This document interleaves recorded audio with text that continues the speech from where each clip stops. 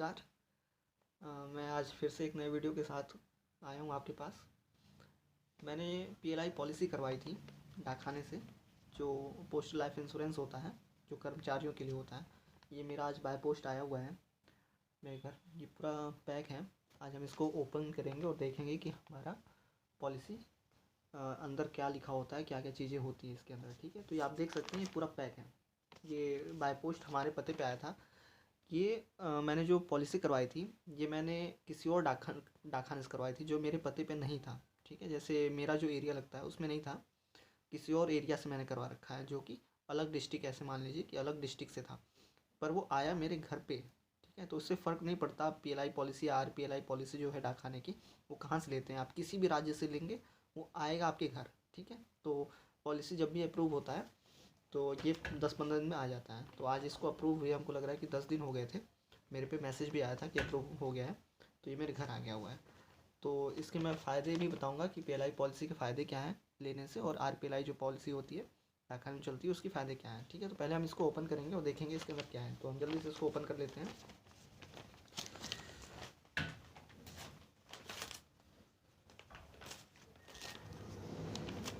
ये मैंने इसको ओपन कर लिया है।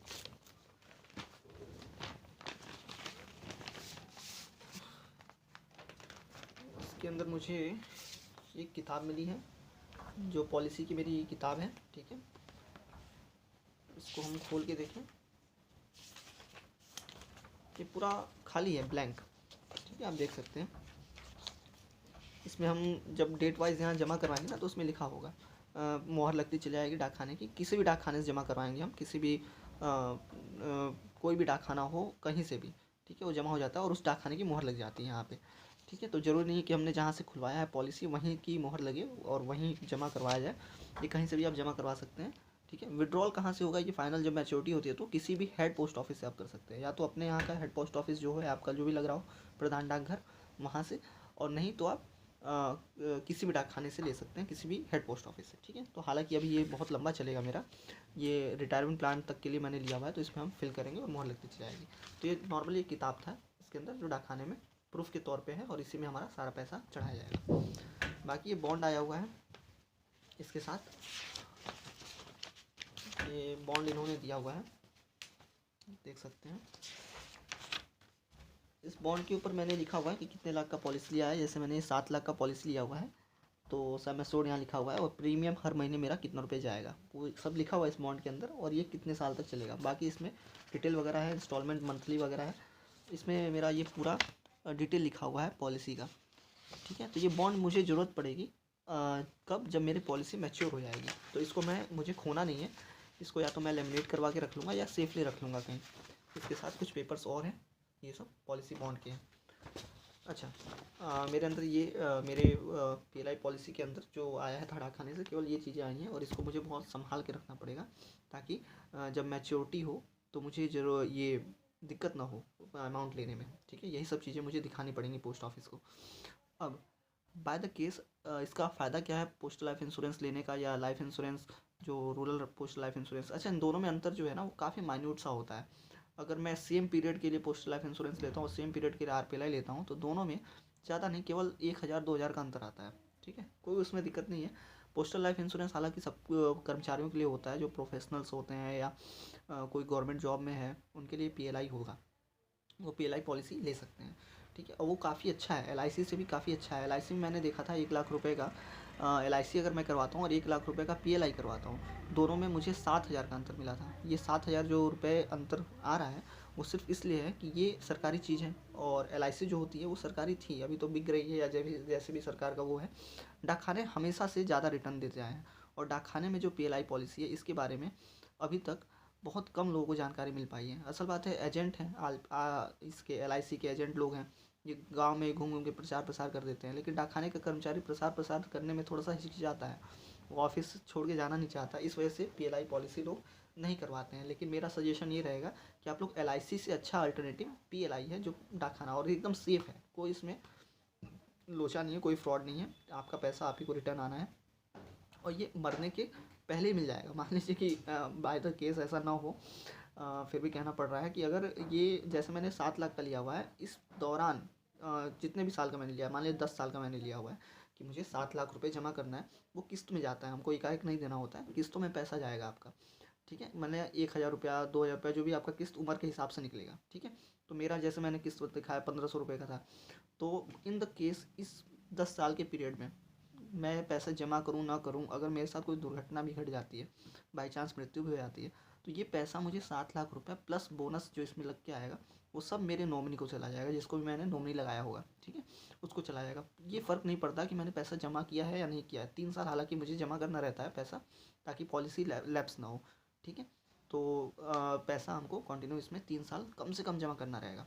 और अगर पूरा लेके चलते हैं तो पैसा हालांकि मुझे ही आ जाता है, अगर उस पीरियड तक मैं जीवित रहता हूँ।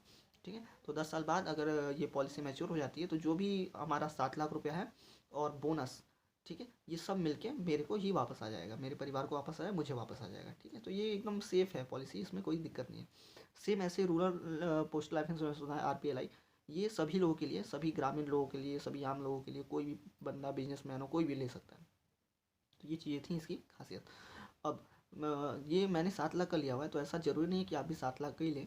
आपकी इच्छा है आप 10 लाख का ले सकते हैं। ठीक है, 50 लाख का ले सकते हैं। PLI 50 लाख का भी होता है।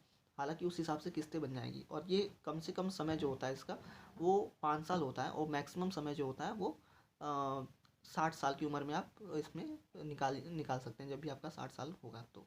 ठीक है, तो बहुत लोग इसको इस ऐसे लेके चलते हैं कि मुझे रिटायरमेंट प्लान की तरह, जैसे पेंशन तो हर जगह को मिलता नहीं है। ठीक है, पेंशन के लिए भी हमें रिटायर होने पे 60 साल का जब मेरा उम्र हो जाएगा तो मैं रिटायरमेंट लूँ, तो उसमें मुझे कुछ पैसे मिल जाएँ। ठीक है, तो ऐसे करके बहुत लोग इसको लेते हैं। हालांकि रिटायरमेंट जो गवर्नमेंट जॉब में है या जिनका पॉलिसी जिनका NPS लागू नहीं होता है, नहीं हुआ है, और वो उनका पेंशन कुछ ना कुछ आएगा, तो ऐसे केस में भी वो ले सकते हैं, उनका कोई दिक्कत नहीं है। पेंशन तो आपको आना ही है, और प्लस ये बेनिफिट भी आपको मिल जाएगा उस समय तक।